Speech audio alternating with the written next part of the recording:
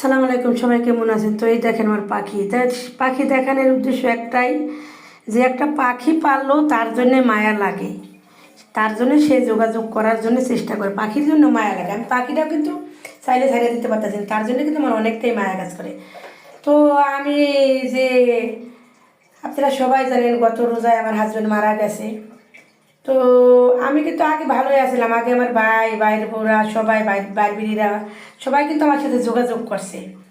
যখন দেখলো আমার হাজব্যান্ড মারা গেছে, যে দেখছে আমার হাজব্যান্ড মারা গেছে, আগে কিন্তু সবাই আমি সবটাই দিছি, কাপড় চুপুর বাজার ঘাট সব কিছুই দিছি। তো দুনিয়াটা এরকম একটা অদ্ভুত, যা বলার মতন। দুনিয়াটা স্বার্থের পাগল।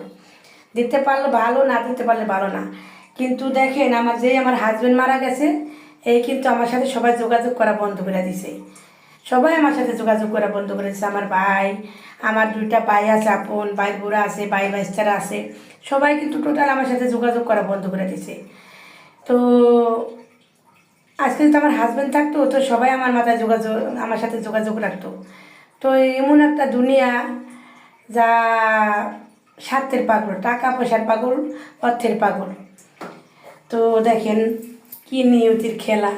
আজকে তো আমার হাজব্যান্ড মারা না যেত, আমি কিন্তু চিনতাম না কাছের থেকে আমার এই দুইটা বাইরে আমি কিন্তু আজকে টাকা দিয়া পয়সা দিয়া। তো দেখেন এই সামনে করে পুরো একটা বছর ধরে কিন্তু আমার সাথে যোগাযোগ করে নাই। একটা বছরে না করছে তাতে কোনো দুঃখ নাই, কিন্তু এর সামনে করে তো বোনের জিজ্ঞাসা করবো যে বোন তুই কেমন আছো, তোর পোলা আনলে কি খালি কি করলি, তো কি কিনলি, ওগুলোকে বাজার ঘাট করছত নাকি।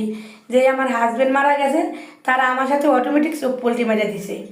তো আমার কিচ্ছু হয় নাই ভাই, তোদের উদ্দেশ্যে এই ভিডিওটা করা, যে আমার কিচ্ছু হয় নাই, আমি ভালো আছি, ইনশাল্লাহ আরও ভালো থাকবো, তোরাও ভালো